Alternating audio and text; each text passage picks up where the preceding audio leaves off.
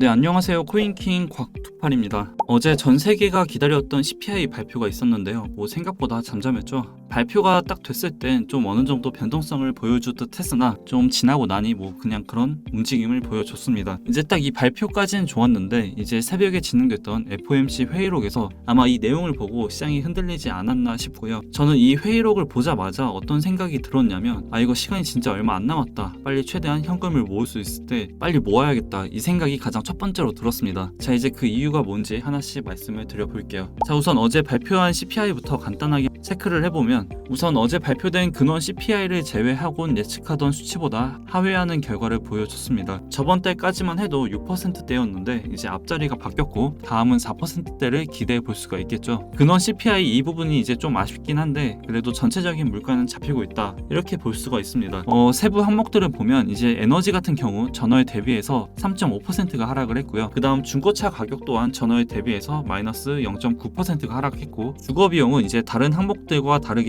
0.6%가 증가했지만 전월보다 증가폭은 감소했습니다. 이번 CPI의 특이점은 에너지 부분이 이제 전월 대비해서 크게 하락을 한 부분인데 최근 오펙의 감산 이슈로 유가가 상승했었죠. 이번에 발표되는 에너지 부분은 아직 감산 영향을 받지 않은 상태이고요. 다음 달 CPI 에너지 항목에선 이제 이번 원유 감산에 대한 영향을 받을 수가 있어서 이번 달 발표된 수치보다 높게 나올 가능성이 있으니까 이제 좀 이 부분은 참고하시면 될 것 같고요. 자, 이제 제가 가장 중요하고 또 하나의 기회라고 생각이 들었던 일정이 바로 FOMC 회의록입니다. 이 회의록 같은 경우 보통 우리가 알고 있는 내용들이 거의 주된 내용들입니다. 우리가 알고 있었던 내용들과 딱히 크게 바뀌진 않습니다. 그런데도 불구하고 이제 제가 오늘 현금을 최대한 빨리 모을 수 있을 때 많이 모아놔야겠다라고 느꼈던 부분이 바로 이 회의록 안에서 경기 침체에 대한 언급이 한번 나왔다는 점입니다. 한국경제TV 기사 내용을 보면요, 의사록은 최근 은행권 혼란으로 인한 잠재적 경제 여파에 대한 평가로 보아 3월 경제 전망에서 연준 위원들은 미 경제가 연말 완만한 침체에 빠지고 이후 2년 회복되는 시나리오를 반영했다라고 전했습니다. 불과 몇 달 전까지만 해도 경기 침체는 없다, 노 랜딩이다, 연착륙이다 이런 내용을 주로 말을 했었거든요. 그래서 시장도 큰 걱정을 딱히 하지 않았습니다. 근데 이제 이번 회의록 내용에 이런 부분이 추가된 것이 아무래도 연준에서도 이젠 경기 침체를 보고 있구나라고 느낄 수밖에 없겠죠. 자, 이제 경기 침체가 되면 연준에선 금리 인하를 시작하게 됩니다. 이 금리 인하를 하는 시기는 우리가 정말 버틸 수 없을 때 그때 진행을 하고요. 이제 역사적으로 봐도 아직까지도 언급이 되고 있는 큼직한 이슈가 진행됐을 때 금리 인하를 시작했습니다. 예를 들면 닷컴 버블, 서브프라임 모기지 사태, 코로나 팬데믹 이때를 예로 들 수가 있겠죠. 이제 경기 침체가 온다는 것은 정말 그냥 먹고 살기 좀 힘들다 이게 아니라 정말 죽겠다라는 감정이 오거든요. 이제 여유가 있어서 아닌 분들도 분명 계시겠지만 아마 대부분의 사람들은 정말 생활 자체가 힘들어지는 시기이지 않을까 싶습니다. 저희 아버지도 이제 IMF 때 그리고 2008년 때 이때 자영업을 하셨었는데 제가 어린 나이에도 불구하고 참 가족 모두가 힘들었던 경험이 있었습니다. 큰 집에서 작은 집으로 이사도 갔었고요. 그 전 집에선 방이 남았었는데 이사간 집에선 동생과 같이 잤었습니다. 무튼 정말 금리 인하로 인해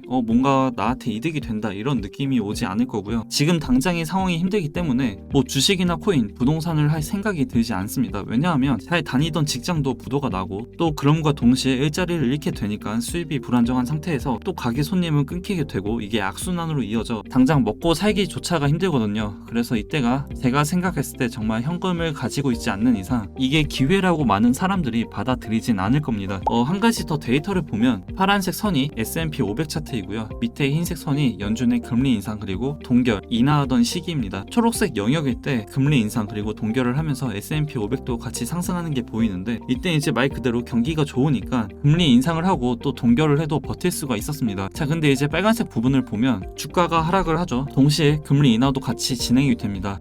금리 인하를 하면 이자도 줄어들고 이런 게 좋은 거 아니야? 이렇게 보시는 게 아니라 그만큼 경기가 안 좋아지면서 기업들이 버티질 못합니다. 기업들이 버티지 못하고 부도가 나면서 거기에 일하던 사람들의 일자리가 없어지게 된 거고 그럼 또 안정적인 소득이 없어져 소비가 줄어들고 소비가 줄어들면 또 당연히 기업들의 실적이 안 좋겠죠. 이렇게 이 사이클이 반복이 되면서 금리 금리 인하 시기 땐 긍정적으로 보기가 어렵습니다. 그리고 금리 인하가 끝나는 시기를 한번 보면 금리 인하 후 동결이 되는 시점부터 S&P 500이나 주가가 다시 상승하는 걸 볼 수가 있죠. 저는 이제 이 부분을 노리려고 합니다. 자, 이제 정리를 하자면 오늘 새벽에 진행된 FOMC 회의록을 보자마자 이건 시간이 진짜 얼마 안 남았다. 최대한 빨리 현금을 모을 수 있을 때 빨리 모아야겠다. 이 생각이 가장 첫 번째로 들었고, 금리 인하를 하는 시기가 경기 침체에 시작되는 부분이다. 그리고 경기 침체가 온다는 것은 정말 먹고 사는 것조차 힘든 시기라 투자를 하는 여유조차 없을 때다. 즉 좋은 게 아니다. 이렇게 저는 생각을 하고 있습니다. 그래서 지금부터 최대한 미리 모아둔 현금으로 이제 금리 인하하는 시기 때마다 전체 현금 비중에서 5%씩 분할 매수로 모아갈 계획이고요. 뭐 이건 이제 그때 가서 또 바뀔 수도 있겠지만 우선은 이렇게 최대한 분할로 접근할 것이고, 또 몰빵 매매는 하지 않으려고 합니다. 정말 이때가 제 인생의 두 번째 기회이지 않을까라는 생각이 들고, 지금부터 진짜 부지런하게 최대한 모을 수 있는 현금을 모아두고, 뭐 매매야 큰 돈으로 할 필요가 없고 이제 선물은 특히 소액으로도 충분히 가능하기 때문에 지금은 힘을 아끼고 비축해 뒀다가 이 금리 인하를 하는 시기부터 집중적으로 모아가는 전략을 좀 생각해 봤습니다.